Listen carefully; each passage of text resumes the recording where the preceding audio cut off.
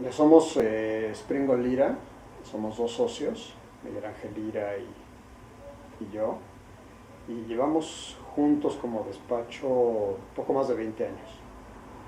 Y aunque al principio construíamos como muchos arquitectos, logramos dejar de construir a partir del 95, nos dedicamos a hacer proyectos exclusivamente.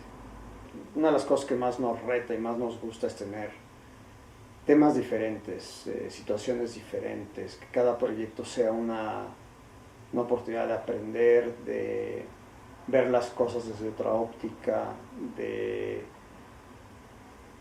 hacer una propuesta que esté íntimamente ligada con el proyecto mismo, con su entorno, de manera particular cada uno, ¿no? El proyecto de Liverpool Toluca ha sido uno de los ejercicios, yo creo que más divertidos que hemos hecho.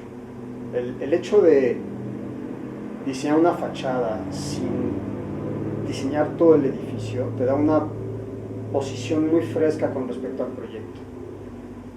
Quizás si hubiéramos diseñado toda la tienda habríamos llegado a conclusiones completamente distintas, pero las cosas son así, es decir, un edificio que es una especie de tambor, muy raro porque la planta del edificio original parece un círculo, parece un disco, pero en realidad está cortado en unos puntos, luego tiene unos salientes con una especie como de escamas, que no nos gustaba mucho, no me gustaba mucho como la forma que tenía el edificio. Me parecía que era una forma demasiado confusa para un edificio que por el lugar donde está lo tienes que ver y entender en 10 segundos. Entonces es un edificio que tiene que ver con la velocidad, y en ese sentido era muy importante que la forma fuera muy pura, fuera muy limpia, no tuviera nada que te confundiera. Uno de los retos era resolverla en un costo muy bajo. El Liverpool había tenido ya experiencias previas con fachadas en las que habían invertido mucho dinero, con unos resultados estupendos, algunos de ellas.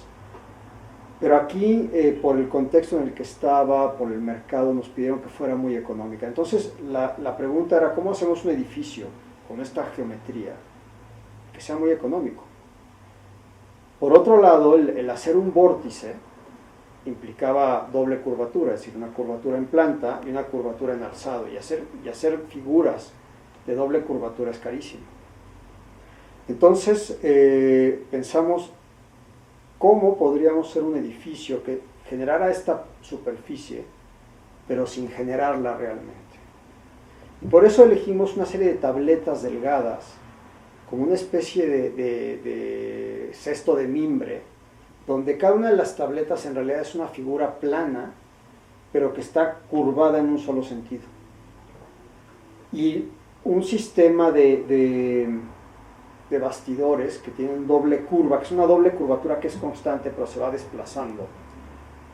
Serían los que le darían forma a estas formas planas. Finalmente todos los elementos tienen cierta flexibilidad, entonces al irlo colocando va formando la curva.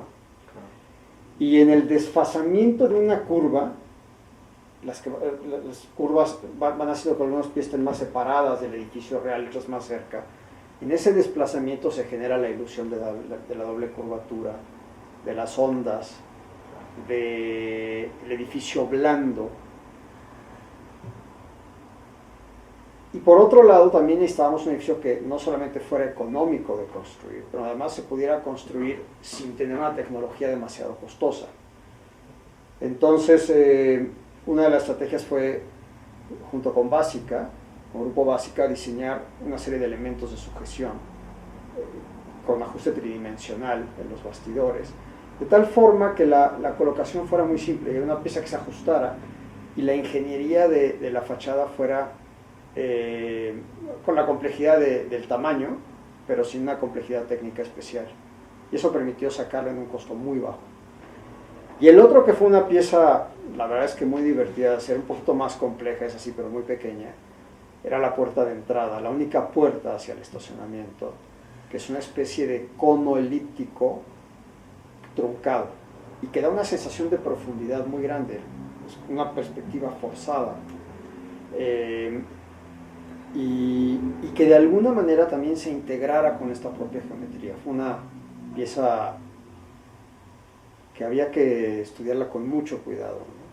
El edificio opera de manera muy distinta de día y de noche. De día es un edificio blando, cálido, de madera, como un cesto, y de noche es como una carretera. Al principio sabemos qué forma queríamos, más este es el primer conceptual que desarrollamos, que es en yeso, evidentemente no lo pensábamos en yeso, pero teníamos clara la forma. Seleccionamos varios posibles materiales. Uno era vidrio translúcido, vidrio al ácido, un vidrio que le diera una condición medio etérea. Otro era tabletas de fibra, de resina con madera. Y otra era aluminio. Entonces teníamos un edificio que podía ser translúcido, que podía ser plateado o que podía ser color madera. Nos quedábamos con dos opciones, que eran el vidrio o la madera. A mí la madera me gustó porque fracciona menos las tabletas. Evidentemente no puedes tener tiras de vidrio de 200 metros, que es lo que mide el desarrollo de cada una de estas líneas, y en vidrio tenías que tenerlo fragmentado, pero en las tabletas de madera sí podíamos unir perfectamente, y por la escala era imposible de apreciar. Nos daba más la sensación de un cesto, de un elemento, de un nido incluso, ¿no? Donde las tiras, las ramitas son continuas, y por eso elegimos este material. Cuando diseñas una fachada donde vas a crear soluciones que no existen, de alguna manera vas a innovar con soluciones, necesitas tener una ingeniería de apoyo que sea muy sólida. Es decir, los arquitectos a veces nos gusta inventarnos cosas, pero hay que entender que cada quien sabe hacer algunas cosas bien. No sabemos diseñar bien, sabemos crear plásticamente cosas que tengan un sentido. Pero ¿cómo se arman? Necesitamos una ingeniería que permitiera que esta fachada cumpliera con todos los objetivos de la mejor manera posible.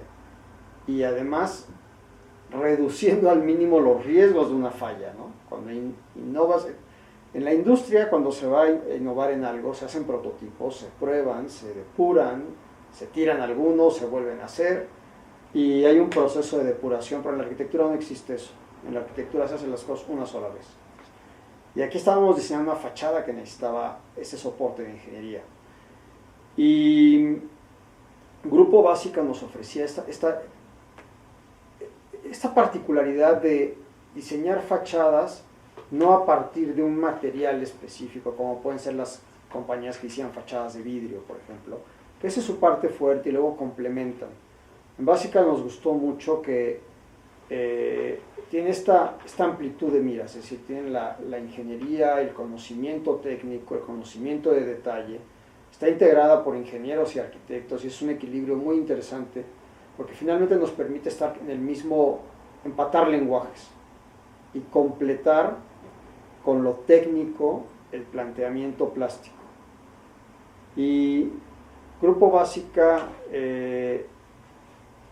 no solamente nos aportaba esto, sino además una cartera de materiales muy amplia, que han experimentado, que conocen sus precios, conocen sus virtudes y defectos, y con esto teníamos una contraparte para poder hacer esto, algo real de 20 metros de alto por 130 metros de diámetro.